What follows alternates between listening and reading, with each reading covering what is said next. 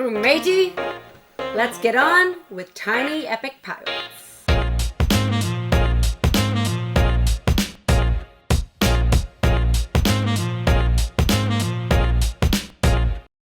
Tiny Epic Pirates is a game for 1 to 4 players. Essentially, you're trying to bury 3 treasures to win.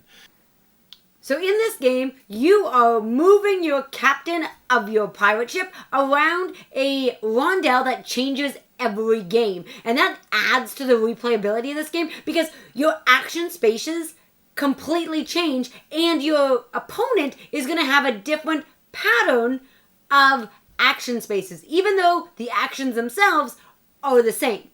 Then the grid itself is going to change every game. This is a modular board.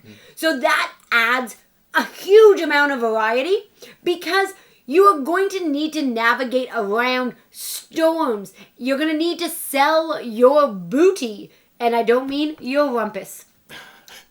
So once you're selling your loot that you have, it's going to be at different places each time. Then the actual market to sell your goods changes all the time because once you sell one good, it drops to the bottom and the other ones move to the top. That's going to keep you on your toes and paying attention to what your opponent is doing because you want to make sure you get the biggest bang for your goods. Yeah, I'm still wrapped up on you selling booty. But as well, there's even more variability on top of that. There's when you attack certain vessels, or if you go to plunder certain islands, you have to do a cube pull from a bag, so that's random. When you get into a battle, you have to roll 2 or 3 dice, depending on how you've gone up the track, so that's obviously variable.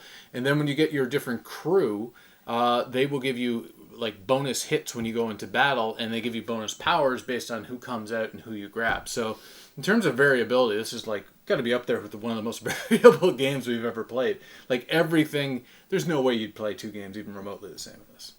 Absolutely not. And then your captains change. Yeah. So between your captains, your crew, and your rondel, the entire setup of the game is completely different. Yeah. And then the cards change. You have 2 merchant ships that you are trying to attack. Well, they're moving along as the game goes. They have different booty that they are carrying. So you can attack these ships as you go. Variability is outrageously high. Yeah. And also, who you're playing. You're allowed to attack each other. So if the person you're playing is more of an aggressive player, or if they're just doing their own thing.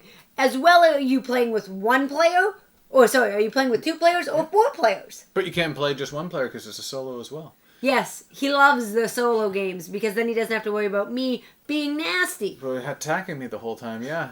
And the game has a nice sense of progression as well. You can move yourself up on one of your player boards by gaining more legend, which essentially just means just being nefarious throughout the game. You're going to get extra points once you're attacking other players or you're attacking some of the merchants. So that gives you bonuses in terms of how far you can move and then how far or how many dice you can roll in battle.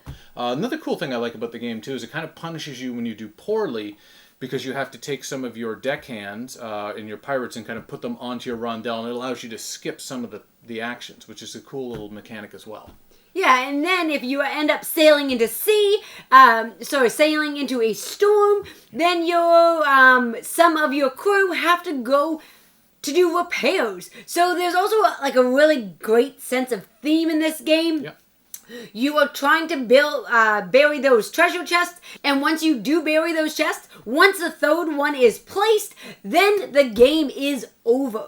Going back into the variability, I think the size of the box actually helped this game, at least in my opinion, because I love the modular board, and if they had to put in an actual physical board, it just wouldn't be as variable as it is. So that and being able to have to change your rondel every game is a really cool variable mechanic where this game will be super replayable. As I said earlier, you could play this over and over again, and I don't think you're going to play the same game.